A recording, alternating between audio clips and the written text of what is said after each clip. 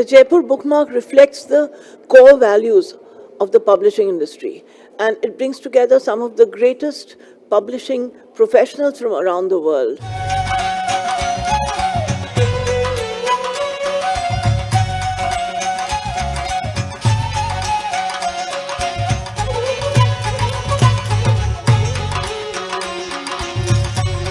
Jaipur bookmark एक ऐसा platform है जहाँ पे कि बिजनेस को समझने का एक अपॉर्चुनिटी मिलता है. So I think JBM is something which is fantastic and people who don't know about it, उनको आना चाहिए, उनको इसका हिस्सा बनना चाहिए.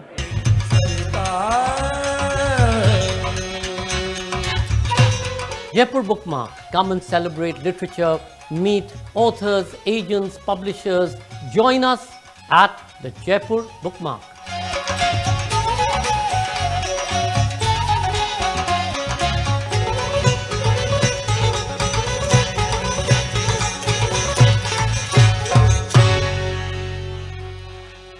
On behalf of Jaipur Bookmark Festival advisors, Aditi Maheshwari Goyal, Namita Gokhale, Naveen Kishore, Neeta Gupta, and Urvashi Butalia, festival producer Sanjoy K. Roy, and all my colleagues at Teamwork Arts, we welcome you to the 8th edition of Jaipur Bookmark. The Indian publishing industry has grown rapidly with the world's attention converging on it. Creating a meaningful B2B platform for publishers was thus essential, and the Jaipur Bookmark was conceived to run parallel to the Jaipur Literature Festival. In the 7 years since its inception, JBM has fast emerged as the nerve center for the South Asian publishing industry and is indeed a focal point where books mean business. In 2020, the world grappled with the pandemic and businesses learned to reinvent themselves and adapt to an entirely new digital idiom. JBM 2021 is being held as a virtual event and, as always, continues to bring together all stakeholders of the business of books over meaningful discussions and far-reaching resolutions. A warm welcome to all of you to this session at the virtual Jaipur Bookmark 2021. The politics of location, or how to upset the status quo of who gets to publish what and from where. Gayatri Spivak and Léonora Miano in conversation with Naveen Kishore. Naveen Kishore speaks to Léonora Miano and Gayatri Spivak about upsetting the status quo in the territorial breakup across the established publishing borders. The politics of location has dictated the publishers in India can only buy the rights to publish books in their own country and region. Reversing this long-held notion, Naveen Kishore's publishing company, Seagull Books, has in the last 15 years acquired some 600 international titles and their world rights. Recently, they have announced a new series titled Quilombola, edited by Léonora Miano, where original language rights for the French titles are being sold to the French. In a scintillating conversation, Gayatri Spivak, university professor in the humanities, Columbia University, Léonora Miano, celebrated Cameroonian writer, and Naveen Kishore, managing director, Seagull Books, discussed the location, language, and free-floating life of ideas and narratives. Gayatri Spivak is university professor at Columbia University. She has written many books and holds honorary degrees from the universities of Toronto, London, Rovira I. Virgili, Rabindra Bharati, San Martin, St. Andreas, Child, Vincennes, St. Denis, Yale, Ghana Legon, Presidency University, and Oberlin College. Humanities for social justice is her obsession. Léonora Miano. Born in Cameroon, Léonora Miano has established herself as a major voice in French-speaking literature over the past 15 years. A novelist, playwright, essayist, and editor, she is the most awarded Francophone writer of her generation. Léonora Miano lives in Togo, where she recently created the Quilombola Publishing. Naveen Kishore established Seagull Books in 1982 as a publishing program in the arts and media focusing on drama, film, art, and cultural studies. Today, it also publishes literature, including poetry and serious fiction, and owns the worldwide English language publishing rights for books by Paul Celan, Ingeborg Bachmann, Jean-Paul Sartre, Thomas Bernard, Imre Curtis, Yves Bonnefoy, Mo Yan, Mahashweta Devi, Peter Handke, Hans Magnum Inzenberger, among others. He is also a recipient of the Goethe Medal and the Chevalier Ordre des Arts des Lettres. It is a pleasure to present to you today the politics of location, or how to upset the status quo of who gets to publish what and from where. Gayatri Chakrabarti Spivak and Léonora Miano in conversation with Naveen Kishore. Naveen, over to you. Greetings and welcome to this flamboyant sounding session. The trouble with prompts is they attempt to give away too much sometimes without conveying the essence or the possibility that a live conversation beyond such a topic, which sounds very exciting, could take a completely different turn than what may have been intended, right? And so welcome, Léonora, and we're hoping Gayatri will join us soon, Gayatri. Beyond the limits, right? Beyond the limits of our existing possibilities, our existing locations. Given the fact that this is a live session with 3 different locations and 3 different time zones in itself, as I had earlier pointed out, and it is Léonora, by the way. Yes, it is. So, yeah, which is also interesting. Yeah. So the idea is to look at how traditionally publishing works. What do we mean when we use the word publish to publish? In my reckoning, it's not just the printed book here. We're also looking at a certain utterance of thought. You think a thought which you put out there into the public domain, more now than ever in these dark times, that becomes a published memory too. So it's very important what you say, what you do, the location and the position, the language and where it's coming from. With someone like Gayatri, for example, her own location. If you look at decades ago, within a certain American academia, male-dominated,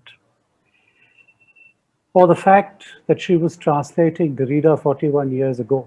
So this is a Bengali-speaking, English-speaking person from Presidency College in Calcutta, who then ends up in America.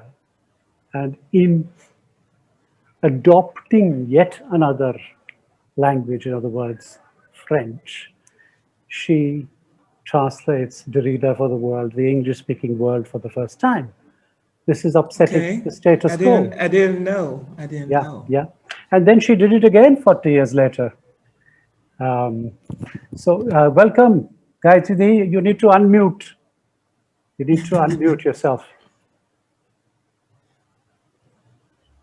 Didn't want to disturb you. Yeah, no, it's okay. I'm just introducing the fact that I've talked about your location, relocation, and your language and French and translating Derrida. That's where we were. So, Yeah. the idea for this session is for all of us to explore not just echoes, but resonances, the differences between those 2 words. Where do they come from?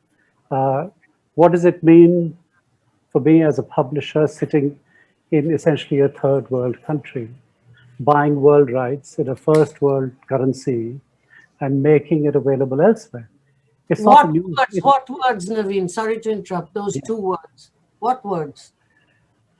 Echoes Echo and resonances. The fact, the fact that between the 3 of us, there is going to be, I hope, this conversation, if it is to work, these words will come into, and their differences will come into play.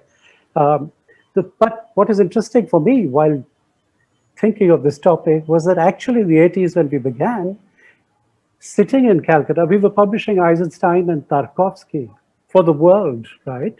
And this should have originated elsewhere.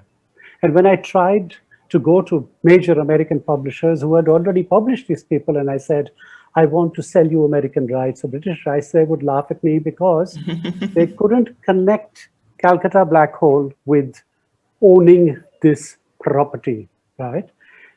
Later, my friend Matthew Evans, who's no longer here, chairman of, publisher of Favor and Favor, said to me one day, he says, if you were sitting in either of these countries, you could have made a phone call and sold the rights. It is your location. Everybody knows the topic.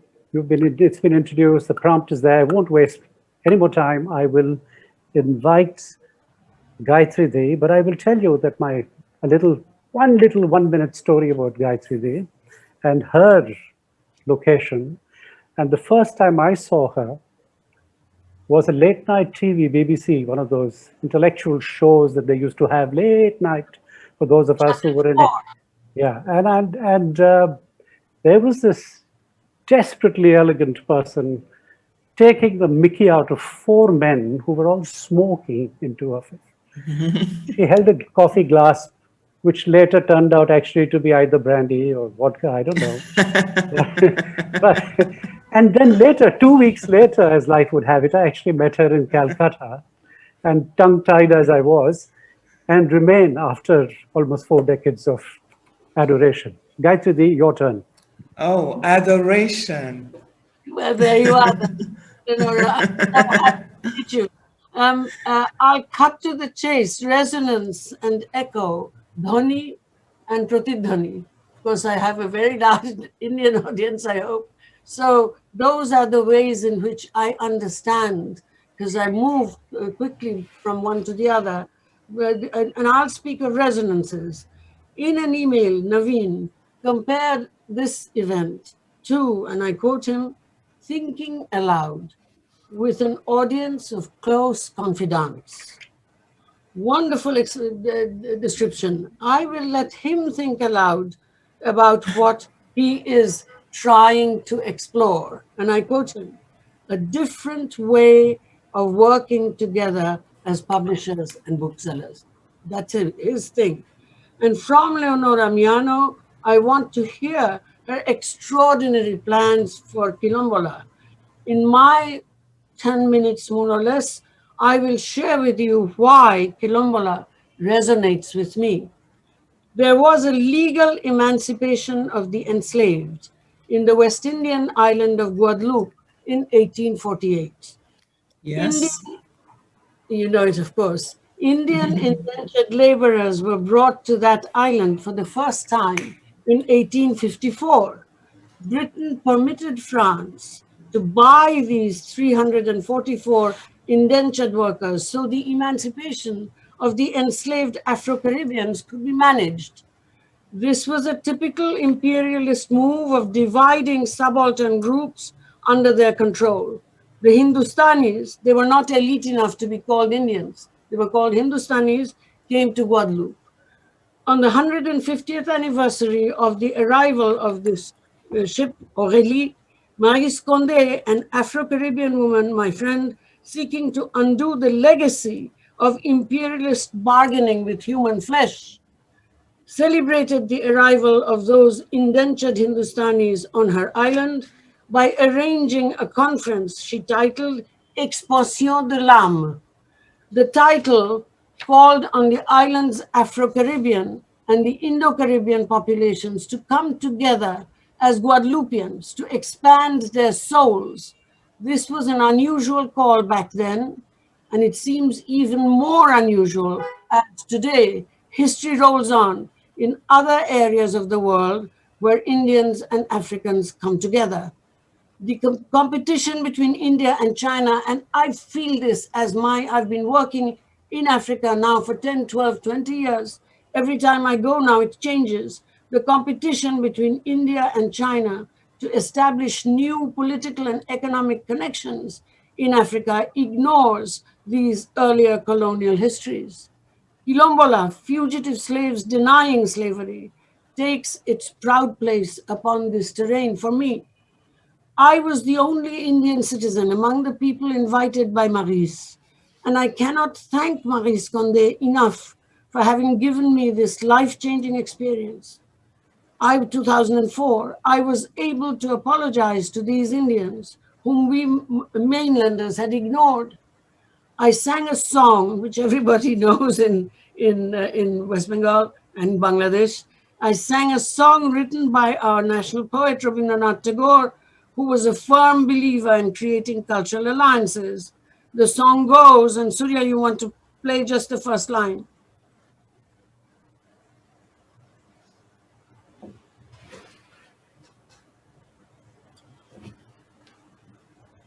Oh, I can't hear Professor Spivak anymore. What's going on?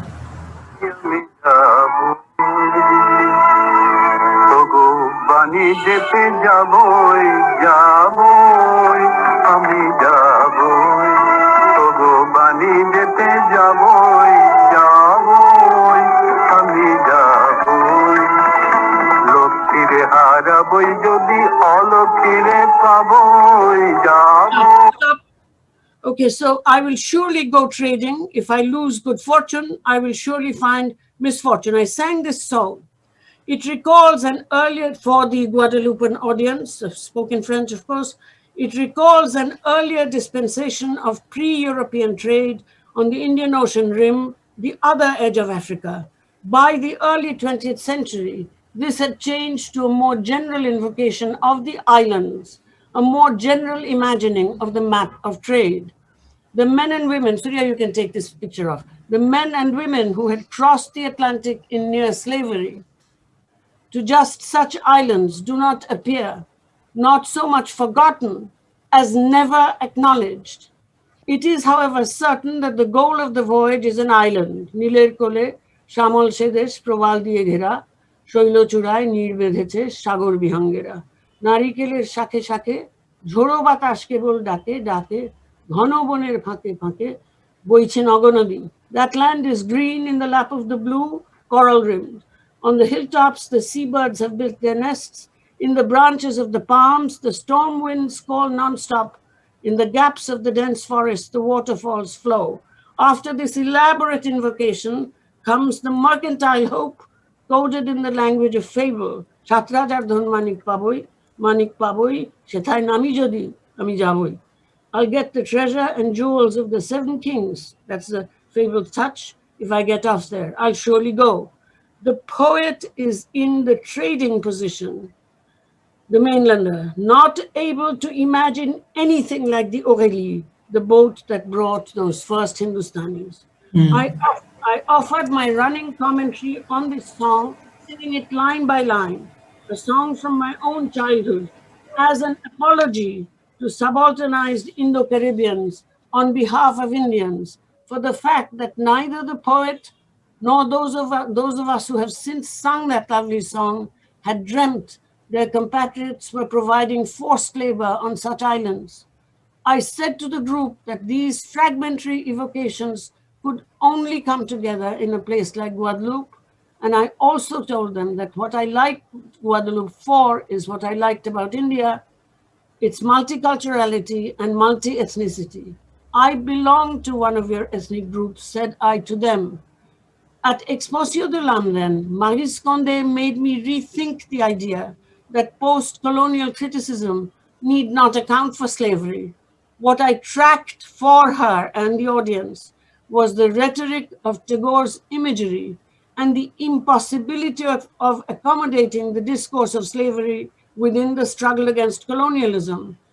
In the late 70s, when I wrote the essay, Three Women's Texts and a Critique of Imperialism, Surya, you want to show how it's been reprinted. You see, look at this. This is my most reprinted essay because it points fingers. But I did not, when I wrote that essay, I did not notice that Mr. Rochester, Jane Eyre's beloved, which was one of the texts, right? Jane Eyre's beloved had been a Jamaican sugar planter and was therefore necessarily a former slave owner, 3,000 slaves. I didn't notice it because we, of course, India had no slavery. India was, like jewel in Victoria's crown and so on. When Gandhi was in India, Ramchandra Guha writes about this. He thought that the South India, not South India, South Africa, of course, that the South African whites and the Indians were together and that the natives lacked culture and so on. It's a quote from Ramchandra Guha. At any rate, so By 1985, I had at least recognized that the African American trajectory in the United States was a post colonial chronicle, it's in published work, but I had not accounted for slavery. Today, that acknowledgement is coming through globally, and Quilombola is right there. I have described my obsession as the humanities for social justice. The task of the humanities is persistently to generate a general will for social justice, minimally defined as the willingness to turn capital away from capitalism to diversified social good. I think the most important audience is the largest sectors of the electorate, wherever possible. Of course, in places for this effort of the humanities beyond the disciplines. Of course, in places like the Middle East or among the Rohingyas, this is just absolutely not possible, and diplomacy is blackmail with violence. Where possible, however, then, the largest sectors of the electorate must be approached in a very hands on, intensive way. And for a movement away from feudal loyalties and convictions to democratic intuitions, namely autonomy and equality for me and my group, of course, as well as other people, other groups, unlike us. This is very hard work. As some of you know, I've been doing this for 33 years. It's my second job. Ancestral debts are being somehow repaid or not repaid. Namely, autonomy and equality for me and my group, as well as other people, other groups, unlike us. I believe that otherwise, if we don't try to do this with the poorest of the poor, because they vote, I believe that otherwise, this is a trick. I believe that otherwise we're at best looking forward to a democratic world ruled by tyrants, where democracy is body count, arithmetic. My friend Henri Tourneux has lived in the Cameroons for 40 years, working on l'enseignement de base en fluide véhiculaire qui est méprisé par les Peuls, mais pratiqué par tous les autres, his own words. The teaching of the very base in véhiculaire, that is to say that the communicating not the language, the name of a language which is hardly known anywhere, which is mocked and scorned by the Pearl, but practiced by all the others. This kind of caste division among the subalterns. Since I worked with landless illiterate so-called untouchables, SCSTs, this division cannot be ignored. Henri is right there. His tri-dialectal vocabulary of Pearl still awaits publication. There are video recordings of women narrating in Pearl on, Surya, you want to, this is his thing. So, of women narrating in Pearl, which he runs with his wife, Hadija Konai. Among them, in fact, among these recordings, there are 5 recordings in Douala. The fulfilled and French versions of an autobiography of a woman who lived with jinns, long dead, is ready, but the materials for an introduction are in France. I think Quilombola will be wonderfully supplemented by this work, especially since Henri Tourneux admires Léonora Miano's novels greatly. He's told me that. And her novels, as much as I've been able to read, are haunted, in the words of Harry Garuba, the South African thinker who became an ancestor too soon. And I quote Harry, also my friend, it is haunted, these novels are haunted by, I quote, an origin or original which, because of its absence in the language of the text, has to be continually simulated. The lost object history has to remain lost, to be a little Freudian. Digital vernaculars, says Siname Abujinu, one of the forthcoming authors in the series. I have been working with African first languages unsystematized by missionaries for insertion into the development sector, R&D, for about a decade now, with colleagues in Ghana, Frimpong, Oduro Frimpong, and Nigeria, Akinfenwa Oluwaseun, And I just wanted to show this picture to show you my to show you my credentials. Okay, this is Abiola Irele on the left. Now Francis Abiola Irele was a socialist Catholic. He's dead now, very dear friend of mine, like a brother. And then of course Vole Shoinka, who has his own Igbo then this is the king of Ilorin in the center, the emir of Ilorin, a wonderful man. He had said to his people, since Professor Spivak, this is his palace, Professor Spivak is not a Muslim. Please tell her she does not have to cover her head, and she does not have to take off her shoes. So obviously, I took off my shoes And covered your hair. then on the right-hand side is Abdul Rashid Nahalla, who, in fact, whom I had never seen but for once, except in so-called Muslim clothes, you know. But he's wearing his suit because he was the vice chancellor of the University of Ilorin, and he'd just given at commencement an honorary doctorate to Vole, and he wanted to show that his university was secular. So, in fact, he'd put on his three-piece suit and gone into the emir's palace in European clothes. And I just wanted to show you this picture to establish my credentials for my work there. This has taken some time ago. These languages, the languages that I work with, the unsystematized languages, these languages are still written on the memory. And you can say only half fancifully that they practice a pre-scientific mode of digitization on the computer of the brain. So that their relationship with the digitized world now is very different. In other words, the lessons of 19th and 20th century linguistics, stabilizing the language by giving it a name, putting it in a box, separating it from other languages, grammatizing, establishing orthography, vocabulary, script, etc., may be a historical moment representing separation. Now, symptomatic when confronted with these languages. These lessons are dependent upon a limited concept of writing as separation, whereas writing on memory, as these unsystematized first languages do, creates a stream which today's digitization has exponentially enhanced.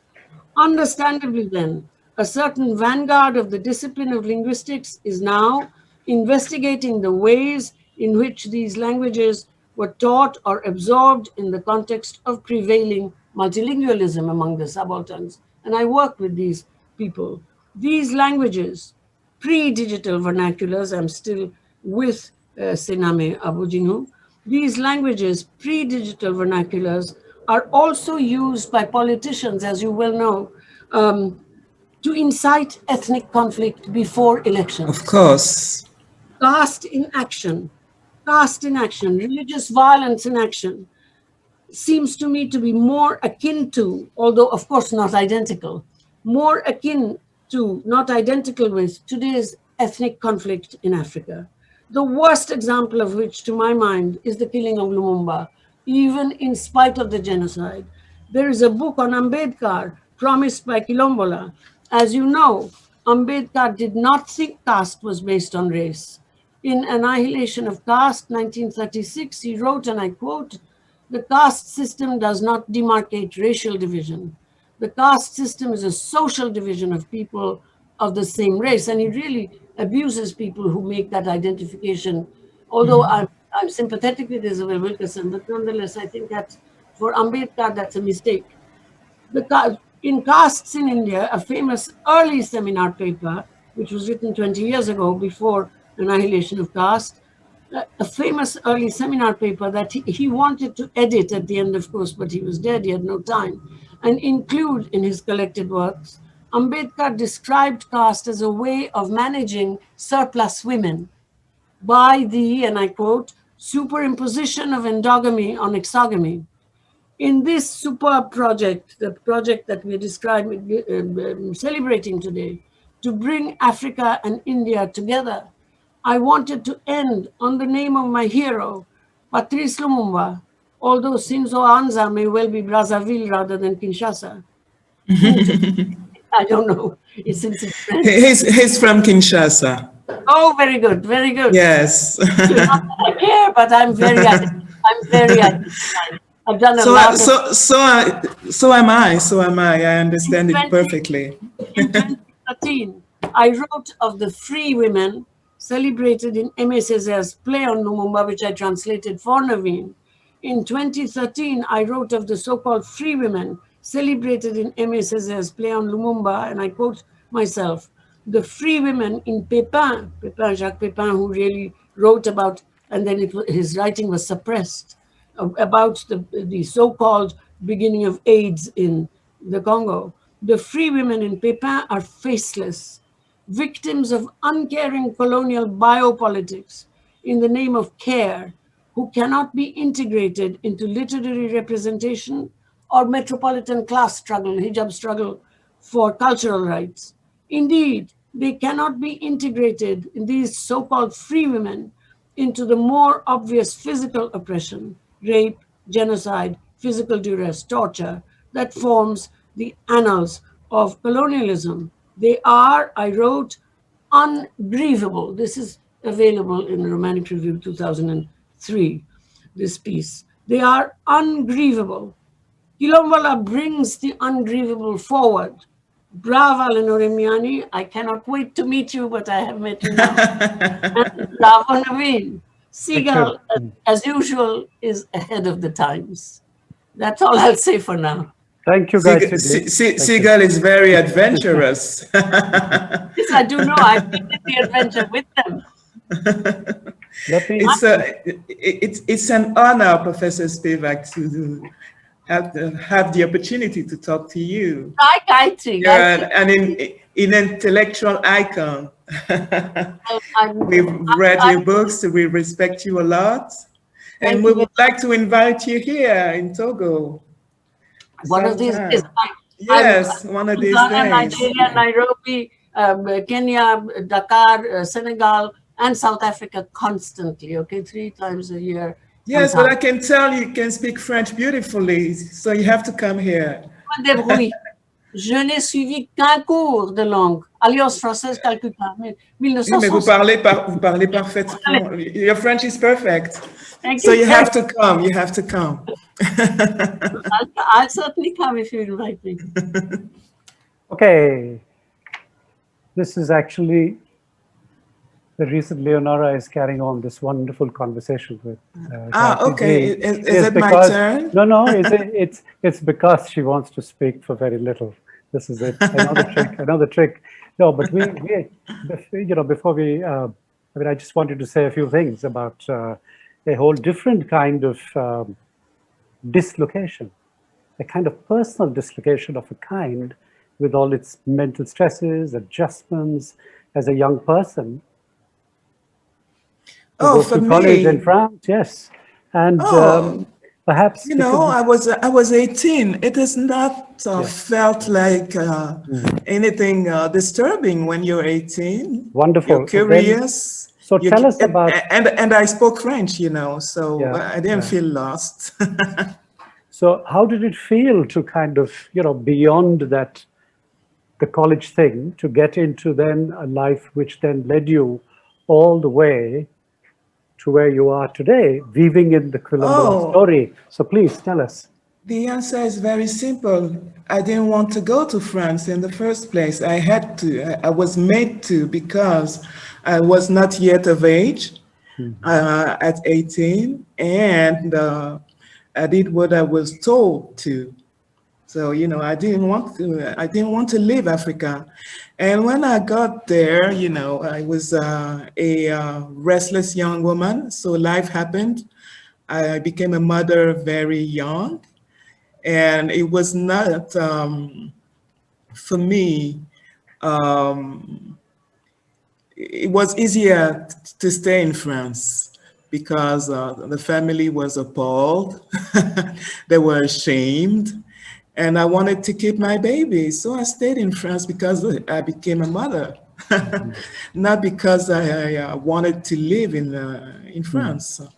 So the idea of going back to Africa was always there, but as time went by, my native country did not wait for me and changed a lot. So what I find here actually in Togo is the Cameroon that I left.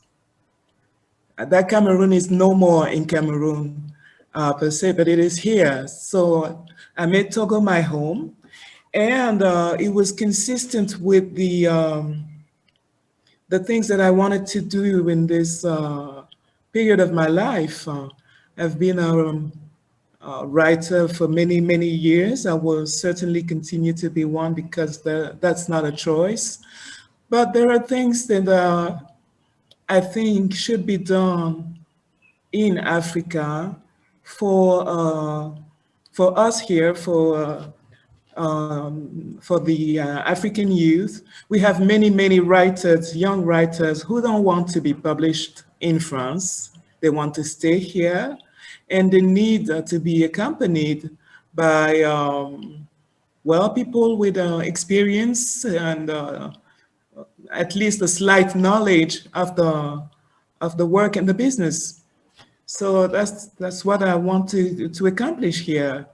We hope to become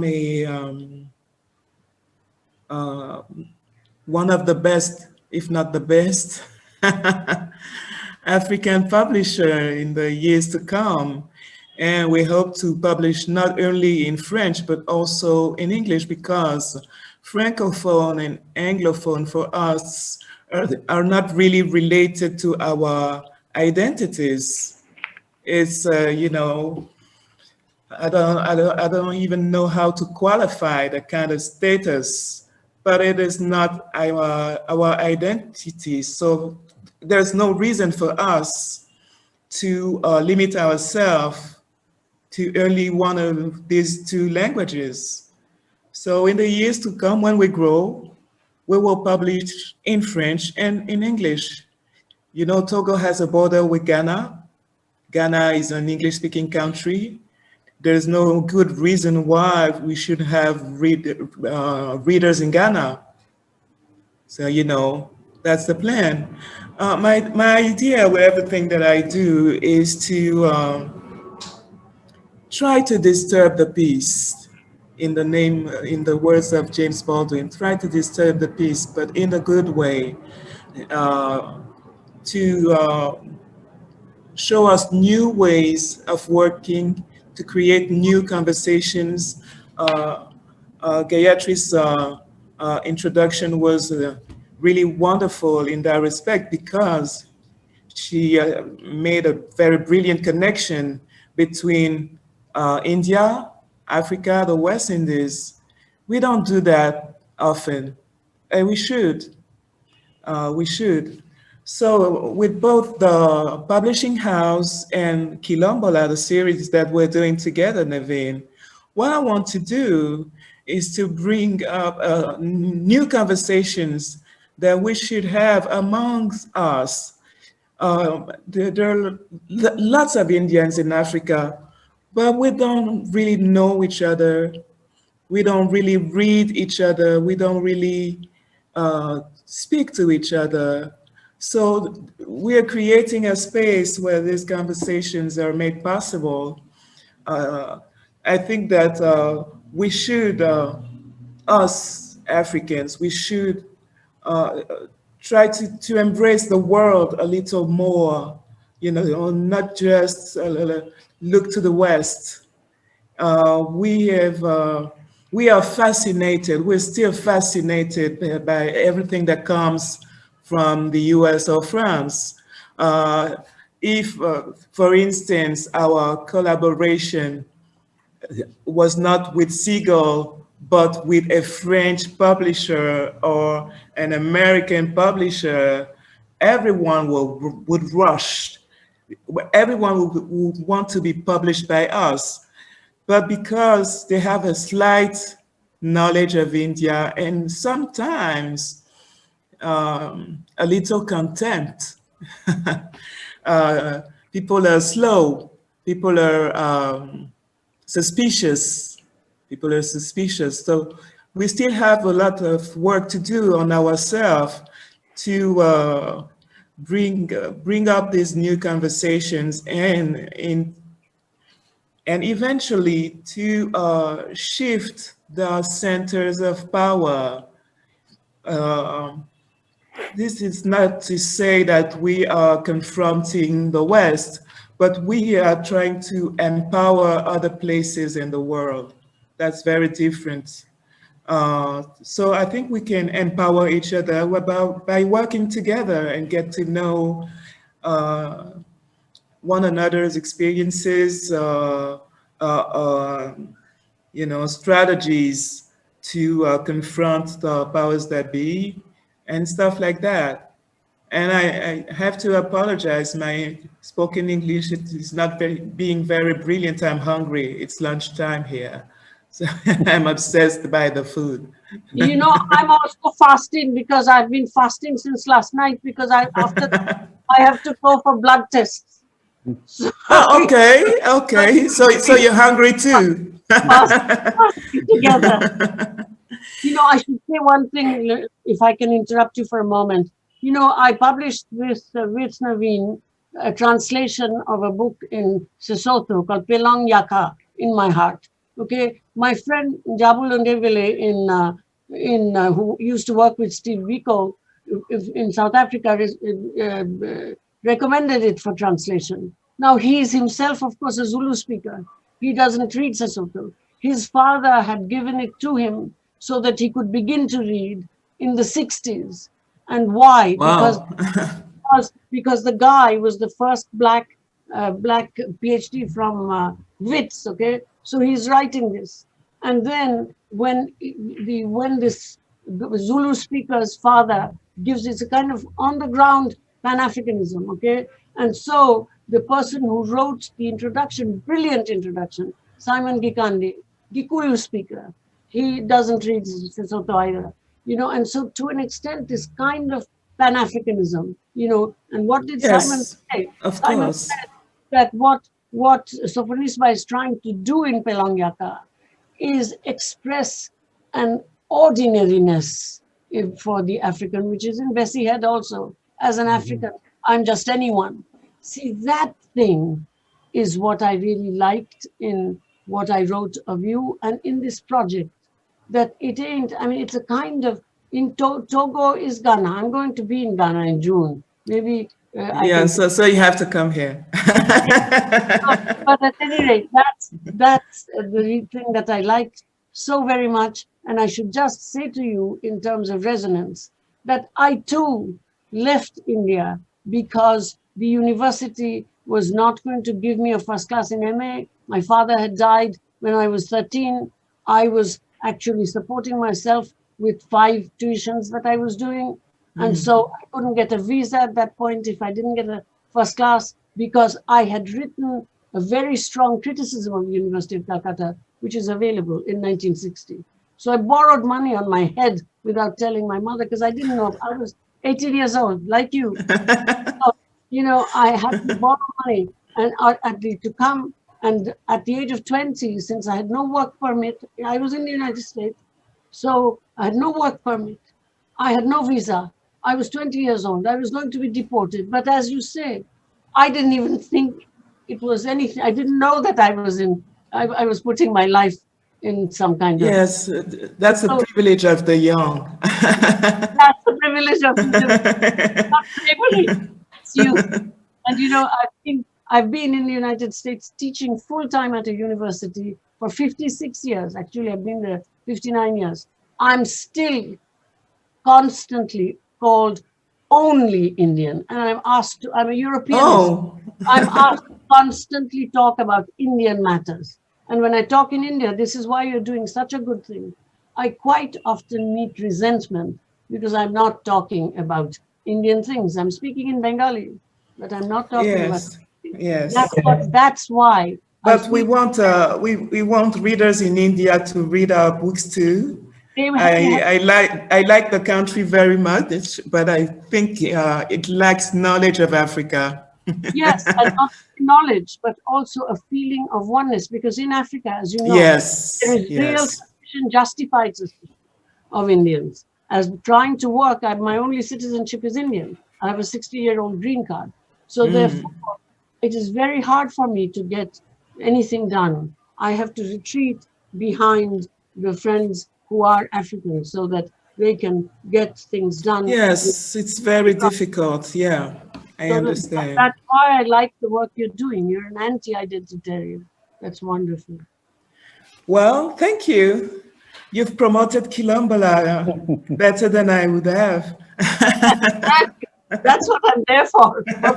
But you understood it very well. So, thank you.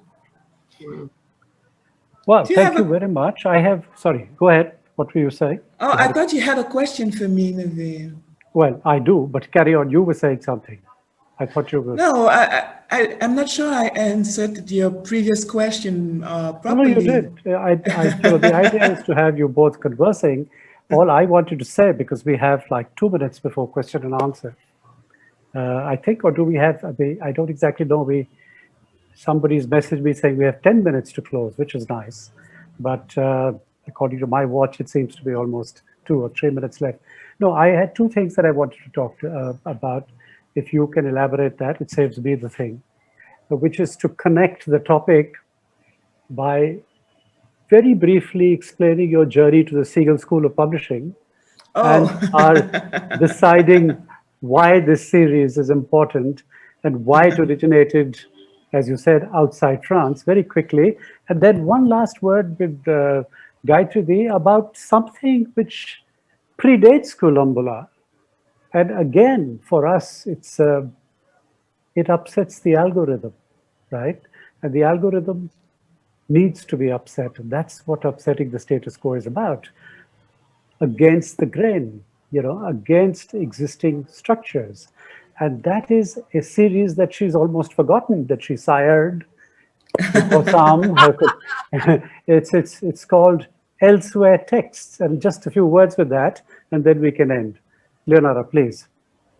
Okay, originally, I wanted to create a series in France, in a famous French publishing house. Actually, they came to me and suggested the idea. And as I thought of it, I imagined the kind of series that I wanted to create with them. And when I presented the project, they told me that it was very interesting, of course, but it would not sell. So eventually they didn't want to do it. And as Naveen Kishore and I don't know if you know that man, Naveen Kishore became a friend of mine. I complained to him about my, misadventure with the French. I told him that I was sad not to be able to create the series. And he told me about, why wouldn't you come here and do it with us? I've always had the idea of becoming a publisher, but I wanted to start with a series first in order to get some training. My model was Toni Morrison when she was a publisher at Random House. So I wanted to do something like that, but for Africa. But start with a list in order, to get some training. So, the idea to come to the school was just natural. And since I was now in the perspective of not working only with France or any Western country, the Seagull School of Publishing appeared to me as you know, the best place uh, to start to build my project and to be bold enough to step outside my comfort zone, both the West and a French-speaking space. So it turned out to be just perfect for me, and I learned a lot there. So does it answer your question? Yeah, yeah. Maybe Yes, I it does. forgot Yeah, some of yeah. it. We have, I will interrupt you a little bit. We have one question from the audience, which I think would be interesting if Gayatri, you could, both of you can take a look at that and see who wants to answer it. How do you encourage people to reconnect to their ancestral culture and language and heritage if they live disconnected from it, trying to be integrated in a different society and constantly influenced by mainstream models? Leonora, you go first. Oh, how do we do that as writers or as publishers? Do it as a, I will answer for both. yeah, sure. To be honest, if you really want to connect with your ancestors and your roots, you have to come as often as possible to your ancestors and your roots. You cannot just stay abroad and pretend that you will be able to rebuild your home, your motherland as it was over there. You have to come home. So, how do you prepare to come home? Because it's not always easy. First, even if you live abroad, you can speak your language at home. You can teach the language to your children. That's very important because your children go to French school. It doesn't mean that they will not be able to learn an African language at home. So if you have the possibility, if you master the language, you should share it with them and do your best for them to be immersed as often as possible in an African community, for instance. But that's how you prepare to the major, very, very important thing that is to come home as often as possible. That because that is not replaceable. That is not replaceable. Home is not in the books. Home is not on film. It is, you know, it is a place that you have to visit as often as possible. Good. There is a good difference between you and me. So I can say that I think it's a productive difference. I myself think of myself as I've said before, as kayastha. That is to say, in my body. Where I stand, where my body stands, is home. So to an extent, what I do as a teacher, and I'll tell a very tiny story about my mother. My mother was an extraordinary social worker to the extent my father died when she was 43, but her work, she'd already begun with looking after rehabilitating refugees, establishing an institution for women who did not want to remain in families. And she ran the first hostel for working women in Calcutta in the 70s, to the extent that the state asked her, Mrs. Chakravorty, how do you do this? We have failed. She was married at 14. My brother came at 15. My father recognized she was an intellectual. She got her MA at the age of 24 in 1937, which is as good as a PhD. My mother was an unbelievable person. And then when she was in her 70s, my brother brought her into the United States because He needed his children to be looked after so that they could both work. My mother made a change in civil society, right? That's a diasporic. She became a citizen. And she said to herself, now that I have changed my civil society, I should do something. I'm a citizen. And so instead of sitting at home and cooking South Asian meals, what she did was in her 70s and 80s, she gave more than 10,000 hours of voluntary labor for the post-traumatic syndrome Vietnam War veterans.